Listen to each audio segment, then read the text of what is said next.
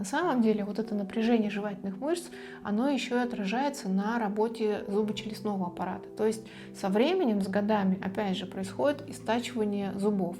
То есть зубы с возрастом у нас и так стачиваются, да, потому что атрофируется зубная костная ткань.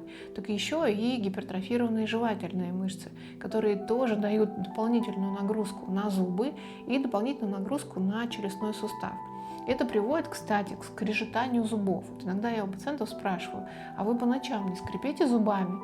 И часто, кстати, пациенты говорят, да, действительно есть такая проблема, и тот, кто живет рядом с этим человеком, жалуется на то, что его партнер скрипит зубами по ночам.